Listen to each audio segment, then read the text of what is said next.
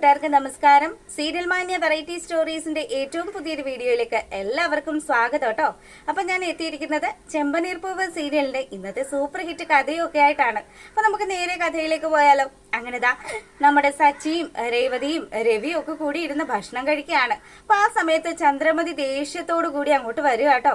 വന്ന പാടെ തന്നെ എന്താ ചന്ദ്ര നിന്റെ മുഖത്തൊരു ദേഷ്യം എന്ന് രവി ചോദിക്കുന്നുണ്ട്.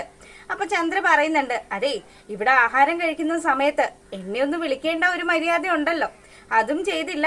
എല്ലാരും കൂടെ നിരന്നിരുന്ന് ഭക്ഷണം കഴിക്കുകയാണ്. ഇങ്ങനെയൊക്കെയാണോ ചെയ്യേണ്ടതെന്നൊക്കെ ചോദിച്ച് ചന്ദ്രമതി അങ്ങോട്ട് ഒച്ച ഉണ്ടാക്കുകയാണ്. അപ്പൊ ഈ സമയത്ത് രവി പറയുന്നുണ്ട്, ഈ സമയത്താണ് നമ്മൾ ഭക്ഷണം കഴിക്കുന്നത് എന്നുള്ള കാര്യം ചന്ദ്ര നിന്നോട് ആരും പറഞ്ഞു തരേണ്ട ആവശ്യമില്ലല്ലോ, ഞങ്ങൾക്ക് എല്ലാവർക്കും വിശന്നു, അതുകൊണ്ട് ഞങ്ങൾ ഭക്ഷണം കഴിക്കുകയാണ്. അപ്പം ചന്ദ്ര ദേഷ്യപ്പെട്ട് അവിടെ നിന്ന് അങ്ങ് പോവാൻ തുടങ്ങുമ്പോഴാണ് വാതിക്കയിൽ ഒരാള് വരുന്നത്. പോയി നോക്കുന്ന സമയത്താണെങ്കിലോ ഒരു ബ്രോക്കറാണ് കേട്ടോ വന്നിരിക്കുന്നത്. അതെ ഇത് ചന്ദ്ര മേഡത്തിന്റെ വീടല്ലേ എന്ന് ചോദിക്കുകയാണ്. അതെ ഞാനാണ് ചന്ദ്ര, നിങ്ങൾ ആരാ എനിക്ക് മനസ്സിലായില്ലല്ലോ എന്ന് ചന്ദ്ര ചോദിക്കുമ്പം ഞാൻ മാലയോഗം മധു സാറെന്നാണ് എല്ലാരും വിളിക്കുന്നത്. മാലയോഗം മധുവോ? എനിക്ക് മനസ്സിലായില്ല. അതെ ഈ നാട്ടിലെ ഫേമസ് ഒരു ബ്രോക്കറാണ്. നിങ്ങളുടെ മകൻ സുധീന്ദ്രന് വേണ്ടി നല്ല ഒന്നാമതൊരു ആലോചനയൊക്കെ ആയിട്ടാണ് ഞാൻ വന്നിരിക്കുന്നതെന്നും പറഞ്ഞ് ചന്ദ്രമതിയുടെ അടുത്ത് പുള്ളിയെ തന്നെ അങ്ങ് പരിചയപ്പെടുത്തുക. അപ്പൊ ഈ സമയത്ത് ചന്ദ്രമതി പറയുന്നുണ്ട്, അയ്യോ എന്നാ മധുസാറ് കയറിയിരിക്കുക, രേവതി ദേ മധുസാറിന് കുടിക്കാൻ എന്തെങ്കിലും എടുക്കെന്ന് പറയാണ്. അപ്പൊ ഉടനെ തന്നെ മധുസാറ് തന്നെ അങ്ങ് പറയുക കേട്ടോ, അതെ പാല് കൂട്ടി മധുരം കൂട്ടി ഒരു മിൽക്ക് ഇങ്ങോട്ട് എടുത്തോളാൻ പറയുക. അപ്പൊ ഉടനെ തന്നെ നമ്മുടെ രേവതി ആണെങ്കിലും ഇനി എന്തേലും ആയിക്കോട്ടെ എന്നും പറഞ്ഞ് പുള്ളിക്കാരി അതൊക്കെ ഉണ്ടാക്കാൻ വേണ്ടി പോവുക. ഈ സമയത്താണെങ്കിലോ സച്ചി പറയുന്നുണ്ട്, എന്റെ പൊന്നെ ഇവന്റെ കല്യാണാലോചന തകൃതിയായിട്ട് നടക്കുകയാണല്ലോ. അല്ല ചേട്ടാ വല്ലതും നടക്കുമോന്ന് ചോദിക്കുകയാണ്. ആ മോനെ നടക്കാൻ വേണ്ടി തന്നെയാണല്ലോ ഈ മാലയോഗം മധു ഈ വീട്ടിൽ എത്തിയിരിക്കുന്നത്. അതുകൊണ്ട് എന്തായാലും കല്യാണം നടന്നിരിക്കും. അപ്പം പെണ്ണിന്റെ ഡീറ്റെയിൽസ് എങ്ങനെയാണ് ബ്രോക്കറെ എന്ന് ചോദിക്കും. അതെ ഞാൻ ബ്രോക്കർ അല്ലാട്ടോ, എന്നെ ഒന്നെങ്കിലും മാലയോഗം മധു എന്ന് വിളിക്കണം, അല്ലെങ്കിൽ മധുസാറെ എന്ന് വിളിച്ചാൽ മതി. അപ്പൊ ഉടനെ തന്നെ നമ്മുടെ രവി ആണെങ്കിൽ ഭക്ഷണം കഴിക്കലൊക്കെ നിർത്തി. അപ്പം അങ്ങോട്ട് ചെല്ലുന്ന സമയത്താണെങ്കിലോ ചന്ദ്രയുടെ കൈവെള്ളയിലേക്ക് ഒരു തങ്കക്കുടം പോലത്തെ ഒരു കൊച്ചിന്റെ ഫോട്ടോ വെച്ചു കൊടുക്കുകയാണ് നമ്മുടെ മധു ഈ ഫോട്ടോ കൊടുത്തതും കൊള്ളാം, എന്നാലും എന്റെ സുധീന്ദ്രന്റെ അത്രയും സൗന്ദര്യമൊന്നും ഇല്ല, കുറച്ചുകൂടി കാണാൻ കൊള്ളാവുന്ന ഒരു കൊച്ചിനെ കൊണ്ടുവരായിരുന്നില്ലേ. എന്റെ പൊന്നു ചന്ദ്ര മാഡം നിങ്ങൾ എന്തൊക്കെയാ ഈ പറയുന്നത്.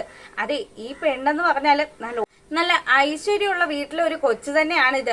ഇതിന് എത്രമാത്രം സ്വത്തുക്കൾ ഉണ്ടെന്ന് നിങ്ങൾക്ക് അറിയാവോ. പിന്നെ ചന്ദ്ര ഒരു കാര്യം നമുക്ക് പറയണ്ടേ, സുധിക്ക് സംഭവിച്ച കാര്യങ്ങള് സാർ അതൊന്നും പറയുകയൊന്നും വേണ്ട. സുധിമോൻ ഒരു പെണ്ണിന്റെ കൂടെ ഇറങ്ങിപ്പോയ കഥകളല്ലേ, അതെല്ലാം ഞങ്ങൾക്ക് അറിയാം. പിന്നെ ഈ പെണ്ണിനും ചെറിയ പ്രശ്നങ്ങളൊക്കെ ഉണ്ട്, അതുകൊണ്ട് നിങ്ങൾ രണ്ട് കൂട്ടരും തമ്മിൽ നല്ല ചേർച്ചയാണ്. പിന്നെ കോടിക്കണക്കിന് സ്വത്തുക്കളാണ്. പെണ്ണിന്റെ വീട്ടിലെ കാര്യങ്ങൾ മാത്രം നോക്കി നടന്നാ മതി. ചെറുക്കന് പണിയൊന്നും ഇല്ലെന്ന് ഓർത്തുള്ള ദുഃഖമൊന്നും നിങ്ങൾക്ക് വേണ്ട കേട്ടോ.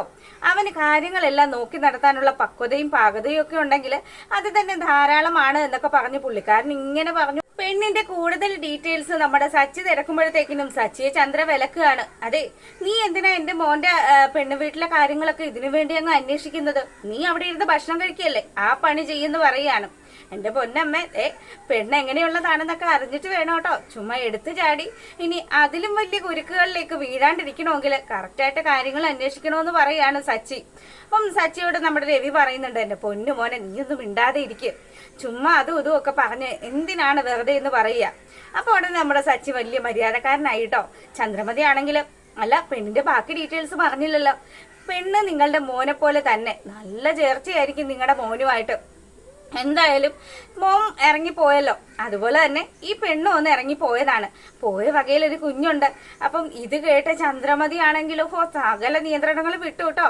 ചന്ദ്ര ബ്രോക്കറെ കൊന്നില്ലെന്നേ ഉള്ളൂ. ഇടോ താൻ ഇതുമാതിരിയുള്ള ആലോചനയൊക്കെ ആയിട്ടാണോ എന്റെ വീട്ടിലേക്ക് വന്നത്? എന്റെ പൊന്നി ചേച്ചി നിങ്ങൾക്ക് കാര്യങ്ങൾ മനസ്സിലാകാത്ത കൊണ്ടാണ് ഇത്രയും നല്ലൊരു ബന്ധം നിങ്ങളുടെ മകനെ ഇനി കിട്ടാനേ ഇല്ല. പിന്നെ നിങ്ങളുടെ മകന്റെ ഗുണങ്ങൾ അറിയണമെങ്കിൽ ആ ജംഗ്ഷനിലേക്ക് ഒന്ന് പോയി നോക്കണമെന്ന് പറയാ. അപ്പൊ സച്ചിക്ക് ചിരി സഹിക്കാൻ പറ്റുന്നില്ല. സച്ചിയാണെങ്കിൽ ഇതാ കൈയൊക്കെ കൊട്ടി അവിടെ നിന്ന് അങ്ങ് എഴുന്നേൽക്കുക കേട്ടോ. എഴുന്നേറ്റ് വന്ന പാടെ തന്നെ ചന്ദ്രമതി ടീച്ചറോട് പറയുന്നുണ്ട്, എന്റെ പൊന്ന് ടീച്ചറമ്മയ്ക്ക് മാത്രമാണ് സ്വന്തം മകനെ കുറിച്ച് ഇത്രയും വലിയ ധാരണകളൊക്കെ ഉള്ളത്. ആ ജംഗ്ഷനിൽ ഇറങ്ങി ഒന്ന് അന്വേഷിച്ചു നോക്ക്. എന്തിന് ഞാനും രേവതി ഭാര്യയും കൂടി പുറത്തേക്ക് പോകുന്ന സമയത്തുണ്ടല്ലോ, ചേട്ടന് വേണ്ടി കണ്ട പെണ്ണിനെയാണല്ലോ നീ കെട്ടിയത് എന്നുള്ള രീതിയിലാണ് ആൾക്കാർ എന്നെ വരെ നോക്കുന്നത്. അപ്പൊ ഈ ഡയലോഗ് കേൾക്കുമ്പോ നമ്മുടെ രേവതിയുടെ മുഖം ഒന്ന് ചുളിഞ്ഞു കേട്ടോ. അവള് വിഷമിച്ചിങ്ങനെ നിൽക്കുന്ന കാണുമ്പോൾ രവി പറയുന്നുണ്ട്, സച്ചി വാക്കുകൾ സൂക്ഷിച്ച് സംസാരിക്കണം, നീ ആവശ്യമില്ലാത്ത കാര്യങ്ങൾ പറഞ്ഞു പോവല്ലേ എന്ന് പറയുക. അപ്പൊ ഉടനെ തന്നെ ചന്ദ്രമതി ബ്രോക്കറോട് പറയുക, ദേ ഇനി ഈ അടിച്ചതിനകത്ത് താൻ കയറി പോകരുത്, തന്നെ ഞാൻ ഇങ്ങോട്ട് ക്ഷണിച്ചോ, എന്റെ മോന് കല്യാണം നോക്കണമെന്നും പറഞ്ഞ് കെട്ടി ഒരു കൊച്ചുള്ള ഒരു പെണ്ണിനെയും കൊണ്ട് വന്നിരിക്കുന്നു. അതെ ചേച്ചിക്ക് വ്യക്തമായിട്ടൊന്നും അറിയാൻ പാടില്ലെങ്കിൽ ചേച്ചി ആ കവലയിലേക്ക് ഇറങ്ങിയ ആൾക്കാരോട് ചോദിച്ചു നോക്ക്. ഇനി ചേച്ചിയുടെ മകന് വരുന്നത് ഒന്നെങ്കിൽ രണ്ടാം ഘട്ടം അല്ലെങ്കിൽ വിധവകള്. എന്തായാലും ഫസ്റ്റ് ആയിട്ട് വരുന്ന ഒരു പെണ്ണിനെ കിട്ടാന്നുള്ളത് സ്വപ്നം കണ്ടാൽ മാത്രം മതിയെന്നും പറഞ്ഞ് അയാൾ ദേഷ്യപ്പെട്ട് ഇറങ്ങുമ്പോഴത്തേക്കിനും രേവതി കയ്യിലേക്ക് കൊണ്ടുവന്ന ആ പാൽ ഗ്ലാസ് അയാൾക്ക്, അല്ല ഇയാള് പാല് കുടിച്ചില്ലല്ലോ എന്ന് പറയുമ്പോൾ, പാലിതേ എന്റെ തലവഴി ഒഴിക്കടിയെന്നും പറഞ്ഞ് ചന്ദ്രമതി ദേഷ്യപ്പെടുകയാണ്. എന്റെ പൊന്നു മോളെ, നീ ഇത്ര കാര്യമായിട്ട് പാലൊക്കെ ഉണ്ടാക്കിക്കൊണ്ട് വന്നില്ലേ, ഈ സച്ചി ചേട്ടൻ ഇങ്ങതാന്നും പറഞ്ഞ് സച്ചി അത് വാങ്ങി അങ്ങ് കുടിക്കുമ്പോൾ, ആഹാ എന്താ ടേസ്റ്റ്, പാല് കൂട്ടി മധുരം കൂട്ടി, ആഹാ നല്ല രസാന്നൊക്കെ പറഞ്ഞ് സച്ചി ആസ്വദിച്ച് കുടിക്കാട്ടോ. അപ്പൊ ഈ സമയത്ത് നമ്മുടെ രേവതിക്ക് നന്നായിട്ട് ചിരി വരുന്നുണ്ട്. എന്തായാലും ചന്ദ്രമതി ആണെങ്കിൽ ആസ്വദിച്ച് നിൽക്കുകയാണ്, പാവമുണ്ട് കേട്ടോ. അങ്ങനെ ബ്രോക്കർ ആണെങ്കിൽ പോണ വഴി നമ്മുടെ ചന്ദ്രയെ വെല്ലുവിളിക്കുകയാണ്. അതെ, ഈ മധുവിനെ വെല്ലുവിളിച്ചുകൊണ്ട് ആരെങ്കിലും ഇവിടെ കല്യാണം നടത്തുമെന്നുള്ളതൊന്ന് കാണണം. ഇനി നിങ്ങളുടെ മകന് വരുന്ന എല്ലാ കല്യാണ ആലോചനകളും ഞാൻ മുടക്കുമെന്നും പറഞ്ഞ് പുള്ളിക്കാരൻ ചാടി കയറി പോവുകയാണ്. അപ്പൊ ഈ സീൻ കഴിയുമ്പോൾ നമ്മുടെ ചന്ദ്രയ്ക്ക് വലിയ വിഷമമാകുമ്പം രവി വന്നിട്ട് പറയുന്നുണ്ട്, എടി ആദ്യം അവനൊരു ജോലി ആവട്ടെ, അതിനുശേഷം ആലോചിക്കാലോ, നീ എന്തിനാ ഇങ്ങനെ ധൃതി പിടിക്കുന്നത്? അതൊന്നും പറഞ്ഞാൽ പറ്റില്ല, എന്റെ മകന് നല്ലൊരു ജീവിതം വേണമെന്നും പറഞ്ഞ് ചന്ദ്ര അവിടെ അങ്ങ് പോവാണ്. അപ്പൊ ഈ സമയത്താണെങ്കിലും ഭാമയുടെ വീട്ടിലേക്കാണ് ചന്ദ്ര ചെല്ലുന്നത്. ചെന്ന പാടെ തന്നെ ഭാമയോടുള്ള സങ്കടങ്ങൾ മുഴുവൻ ഇറക്കി വെക്കുക കേട്ടോ. ചന്ദ്രയെ ആശ്വസിപ്പിക്കുകയാണ് ഭാമ. അപ്പം ഭാമ പറയുന്നുണ്ട്, എടി നീ പറഞ്ഞത് കാരണം ഞാനും 2-3 ആലോചനയൊക്കെ നോക്കി, പക്ഷെ നമ്മുടെ ചെറുക്കന്റെ കാര്യങ്ങളെല്ലാം എല്ലാവർക്കും അറിയാം, നമ്മൾ വിചാരിക്കുന്ന പോലെയൊന്നും അല്ല, നല്ലൊരു ബന്ധം കിട്ടാൻ പാടാണ് എന്നുള്ള കാര്യമൊക്കെ ഭാമ ചന്ദ്രയെ പറഞ്ഞ് ധരിപ്പിക്കുകയാണ്. അപ്പൊ ഈ സമയത്താണെങ്കിലോ ഇവരുടെ സംസാരമൊക്കെ കേട്ടുകൊണ്ട് നമ്മുടെ ശ്രുതിത വീടിന് വെളിയിൽ നിൽക്കുകയാണ്. അപ്പം അവള് ഉടനെ തന്നെ നമ്മുടെ കൂട്ടുകാരിയെ വിളിക്കുക കേട്ടോ. കൂട്ടുകാരിയെ വിളിച്ചിട്ട് പറയുന്നുണ്ട്, എടി ഞാൻ ഇപ്പൊ തന്നെ നിന്നെ വിളിക്കുന്ന സമയത്തുണ്ടല്ലോ, നീ എന്റെ അച്ഛൻ സംസാരിക്കുന്നത് പോലെ സംസാരിക്കണം. എടി പൊട്ടി, അതിന് ഞാൻ എന്തിനാ അങ്ങനെ അഭിനയിക്കുന്നത്? നീ ഒരു കാര്യം ചെയ്യ്, നീ ഫോൺ എടുത്തിട്ട് ചുമ്മാ അച്ഛനെ വിളിക്കുന്ന പോലെ കാണിച്ച പോരെ. അതിനൊരു രസം ഉണ്ടാവില്ല. നീ ഒരു കാര്യം ചെയ്യ്, ഞാൻ വിളിക്കുമ്പോ എന്റെ വിദേശത്തുള്ള അച്ഛൻ സംസാരിക്കുന്ന രീതിയിൽ സംസാരിച്ചാൽ മതി, അതിനനുസരിച്ച് ഞാൻ മറുപടി പറയാന്നൊക്കെ പറയാ കേട്ടോ.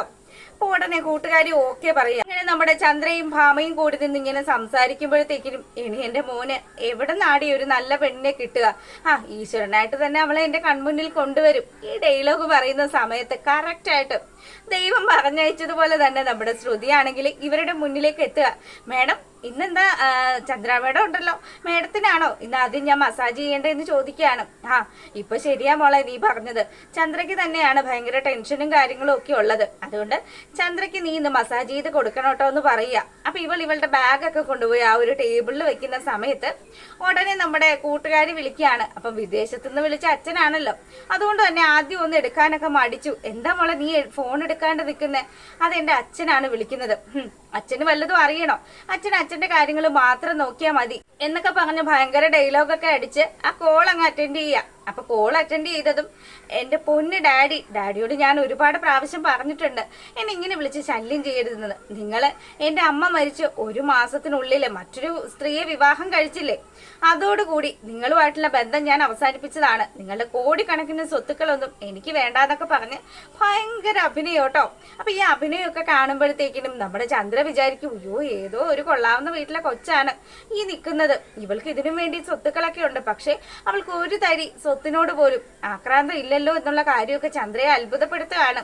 അപ്പൊ നമ്മുടെ ശ്രുതിയാണെങ്കിൽ അഭിനയിച്ച് അങ്ങ് തകർക്കുക കേട്ടോ. ഇവളിങ്ങനെ പറയുന്നുണ്ട്, അതെ അച്ഛന്റെ ഒരു സ്വത്ത് പോലും എനിക്ക് ആവശ്യമില്ല, അത് അച്ഛൻ ആർക്കാന്ന് വെച്ചാൽ കൊടുത്തോ. പിന്നെ വിവാഹം കഴിക്കുന്ന കാര്യം, വിവാഹത്തോടും എനിക്ക് താല്പര്യമില്ല, എനിക്ക് അങ്ങനെ കാശിനോടൊന്നും ആക്രാന്തവും ഇല്ല എന്നും പറഞ്ഞ് ഇനി മേലെ ഇതും പറഞ്ഞ് എന്നെ ശല്യം ചെയ്യരുത് എന്നൊക്കെ പറഞ്ഞ് ഇവള് കോള് കട്ട് ചെയ്യാനും. അപ്പൊ കൂട്ടുകാര് അപ്പുറത്തെ തലക്കി എന്ന് പറയുന്നത് വേറെ കാര്യങ്ങളൊക്കെയാണ് കേട്ടോ. അങ്ങനെ ചന്ദ്രമതി ആണെങ്കിൽ ഇതാ അതിശയിച്ച് നിൽക്കുകയാണ്. ഇതുപോലെയുള്ളൊരു കൊച്ച്, ഇങ്ങനെയുള്ളൊരു കൊച്ചിനെ കിട്ടാനായിട്ട് ഭാഗ്യം ചെയ്യണം. അപ്പൊ ചന്ദ്ര എന്തായാലും തന്റെ വഴിക്ക് വരും എന്നുള്ള കാര്യം ശ്രുതിക്ക് നല്ലതുപോലെ തന്നെ അറിയാം. അപ്പം അത്തരത്തിലുള്ളൊരു സൂപ്പർ ഹിറ്റ് വിശേഷം കാണിച്ചുകൊണ്ടാണ് നമ്മുടെ കഥ അവസാനിക്കുന്നത്. അപ്പം ആദ്യമായിട്ട് കാണുന്ന കൂട്ടുകാരാണെങ്കിൽ നിങ്ങൾക്ക് ഇഷ്ടപ്പെട്ടാലും സബ്സ്ക്രൈബ് ചെയ്യാൻ മറക്കരുത് കേട്ടോ. എല്ലാവർക്കും നല്ലൊരു ദിവസമൊക്കെ ആശംസിച്ച് വീഡിയോ വൈൻഡപ്പ് ചെയ്യുന്നു. താങ്ക്